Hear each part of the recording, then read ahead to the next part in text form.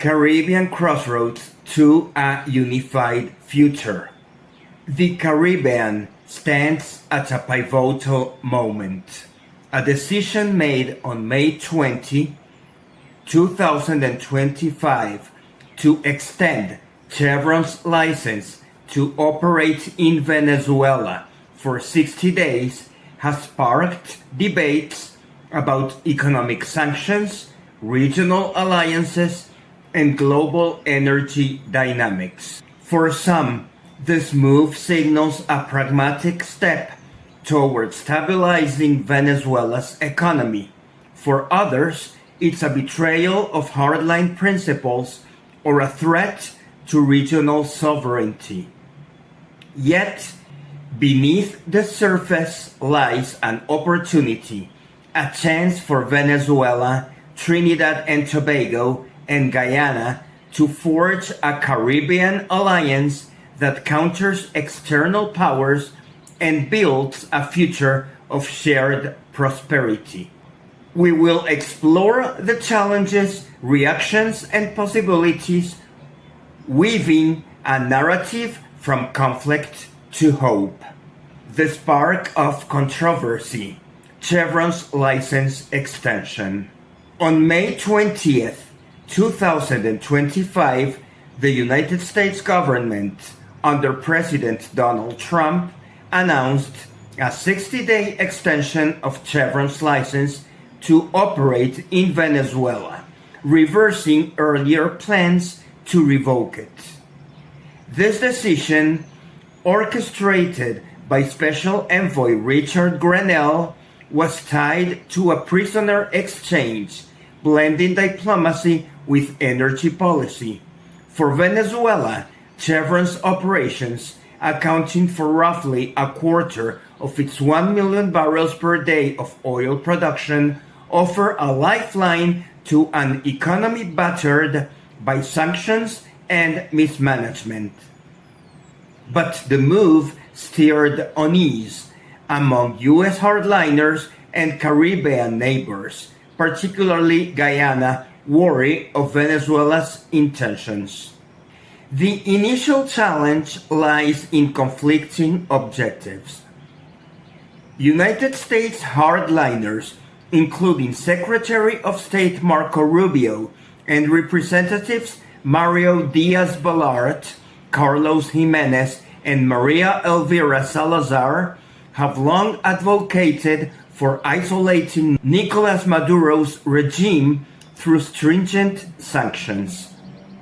Their opposition to Chevron's presence stems from a belief that oil revenues prop up an authoritarian government.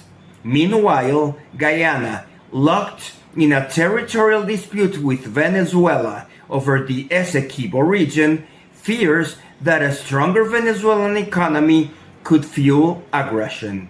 Trinidad and Tobago, caught in the middle, sees potential in shared gas projects but faces setbacks from United States sanctions revoking licenses for joint ventures like Plataforma del Tana. These tensions frame a complex puzzle. How can the Caribbean navigate its energy future without being pawns of global powers? Voices of opposition, United States hardliners, and Guyana's concerns. The announcement of Chevron's license extension met with silence from U.S. hardliners, but their historical stance speaks volumes. Rubio, in January 2025, called for reconsidering Chevron's deal, arguing it enriched Maduro's regime. Diaz-Balart, Jimenez, and Salazar, dubbed the Crazy Cubans by Trump, pressured the administration to revoke the license earlier in 2025, citing Maduro's failure to hold free elections. Their silence post-May 20th suggests a strategic retreat, possibly to avoid clashing with Trump's decision. Instead, they've shifted focus to immigration issues like temporary protected status for Venezuelan migrants and regional security threats such as the Tren de Aragua gang.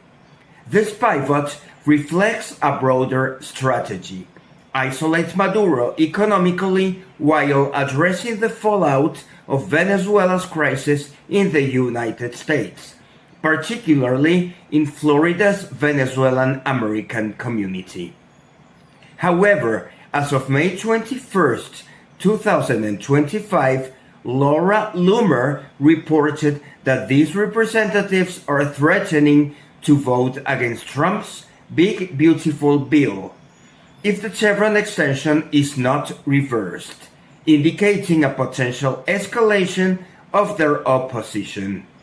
Loomer's characterization of their stance as driven by Hispanic cognitive dissonance over Venezuela rather than national interest underscores the personal and political tensions at play, suggesting they prioritize their constituents' anti-Maduro sentiments over broader energy policy gap. This tension may also contribute to the spread of misinformation as seen in Grenell's May 21st, 2025 ex-post labeling a Miami Herald article claiming negotiations tied Chevron's oil exports to deportee returns as fake news.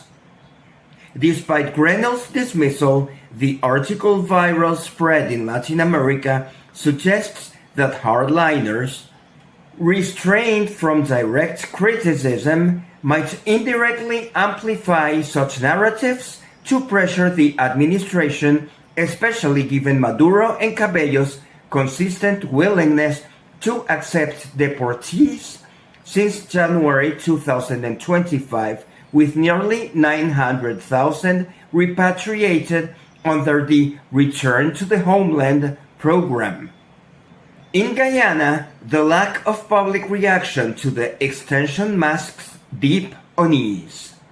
The Essequibo dispute, where Venezuela claims two-thirds of Guyana's administered territory, looms large. Rubio's March 2025 visit to Guyana, warning of consequences for Venezuelan aggression, underscores United States support for Guyana's sovereignty. The country's population, buoyed by an oil boom led by ExxonMobil's Starbroek block, fears that a revitalized Venezuelan economy could strengthen Maduro's hand in this dispute. Economic ties with Venezuela seem risky, potentially empowering a rival rather than fostering peace. These concerns highlight a central challenge: how to bridge ideological divides and historical mistrust to pursue mutual gains. Regional setbacks, the collapse of shared gas projects. The dream of a unified Caribbean energy market took a hit in April 2025 when the United States Office of Foreign Assets Control, OFAC, revoked licenses for gas projects like Dragon and Manakin Coquina, involving Venezuela, Trinidad and Tobago, and indirectly Guyana. These projects, part of the Plataforma Deltana initiative, aimed to tap 8 trillion cubic feet of gas reserves near Trinidad and Guyana's maritime borders. For Venezuela, they promised revenue to offset oil sanctions. For Trinidad, a boost to its liquefied natural gas industry, and for Guyana, a chance to diversify its energy portfolio. The revocation, effective by May 27, 2025, halted payments and development, leaving all three nations reeling. Trinidad and Tobago's Prime Minister Stuart Young sought urgent talks with Rubio, signaling the blow to their energy strategy. Venezuela lost a chance to monetize its gas reserves, while Guyana, though less directly involved, feels the ripple effects in a region where energy and geopolitics intertwine. The setback underscores the Caribbean's vulnerability to external powers, particularly the United States, which can dictate terms through sanctions. Yet, it also opens a door. Could these shared losses push Venezuela, Trinidad and Tobago, and Guyana toward a new alliance free from foreign control? Global competitors, the shadow of external powers. Venezuela's oil reserves, among the world's largest, at 300 billion barrels, attract global players, each with its own agenda. Russia, through Rosneft, has scaled back direct investments since 2020, but continues to aid Venezuela's sanction evasion, focusing on debt recovery. Chinese firms like CNPC, which took 68% of Venezuela's 2023 crude exports, are poised to seize Chevron's assets if United States companies exit, with plans to refurbish refineries. Iran provides technical expertise, while Saudi Arabia and the United Arab Emirates worry of Venezuela's potential to flood oil markets and lower prices, prefer a constrained Venezuelan industry. These powers see Venezuela as a prize in a global chess game, with the United States using Chevron's extension to maintain leverage, as Grenell's May 20th, 2025 interview suggested. This competition underscores a harsh reality. The Caribbean is a battleground for external influence. Russian and Chinese narratives frame the United States as imperialist, a view Grenell's comments inadvertently bolstered. Saudi Arabia and the United Arab Emirates prioritize their own oil revenues, opposing Venezuela's recovery. For Caribbean nations, reliance on these powers risks exploitation, whether through United States sanctions, Chinese loans, or Russian debt schemes. The viral spread of the Miami Herald article labeled as fake by Grenell exemplifies this dynamic, with Russian and Chinese outlets potentially amplifying the narrative to weaken United States credibility in Latin America. Venezuelan government is expected to further escalate this misinformation campaign, likely through state media and international allies, framing the alleged oil for deportees deal as proof of United States hypocrisy, thus reinforcing anti-American sentiment and complicating diplomatic efforts. The Chevron extension, while stabilizing Venezuela's exports, delays deeper involvement by competitors, offering a window for the Caribbean to chart its own course. Venezuela's balancing act, playing powers against each other. Venezuela has long played a deft game of balancing global powers. The Chevron license extension, tied to a prisoner swap, shows Maduro's willingness to engage the United States for economic relief. China's massive crude purchases and refinery investments secure Venezuela's export market, while Iran's technical support and Russia's sanction evasion keep non-Western options open.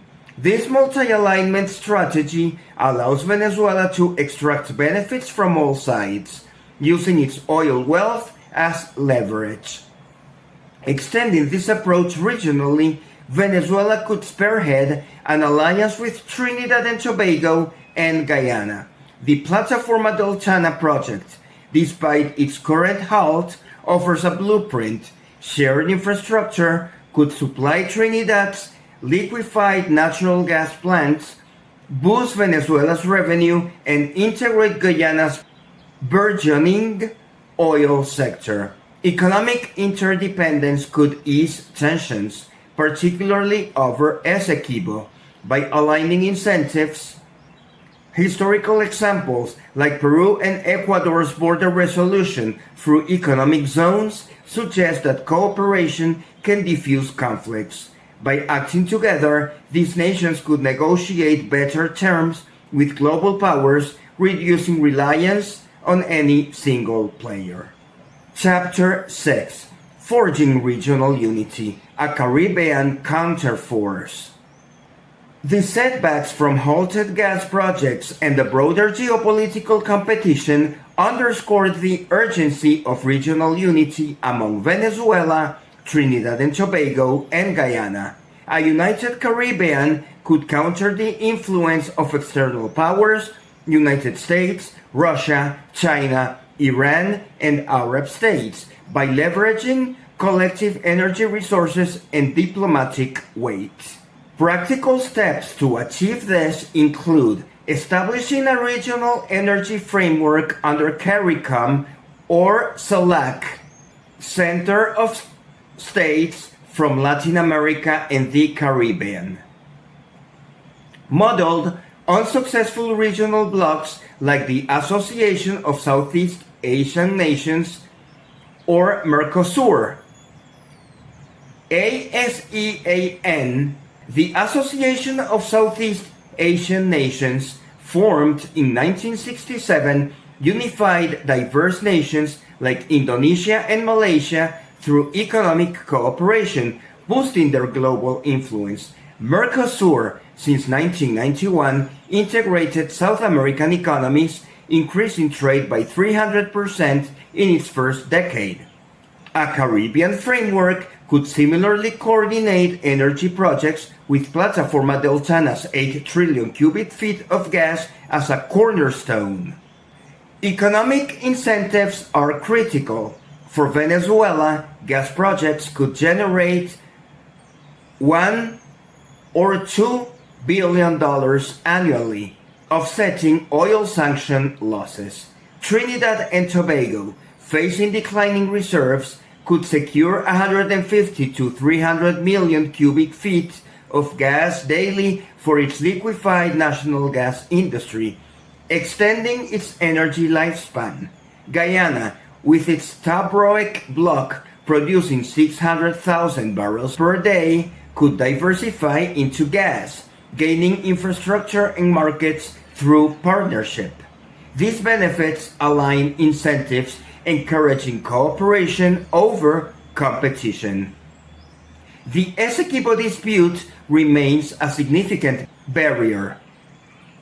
Venezuela's claim to two-thirds of Guyana's administered territory fuels mistrust, exacerbated by United States support for Guyana, as seen in Rubio's March 2025 visit.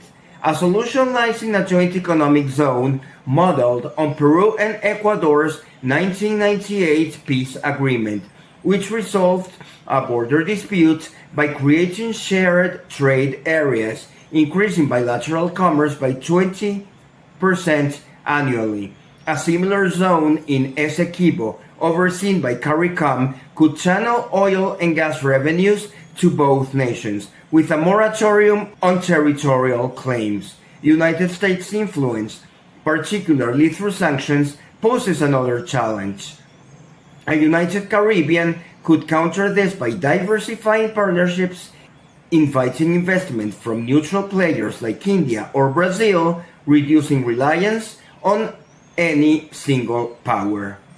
Historical precedents reinforce feasibility. The European Coal and Steel Community, formed in 1951, united France and Germany through shared resources, preventing conflict and laying the groundwork for the European Union. A Caribbean Energy Pact could similarly bind nations, with Venezuela's oil and gas, Trinidad's liquefied natural gas expertise, and Guyana's rising production forming a robust economic base.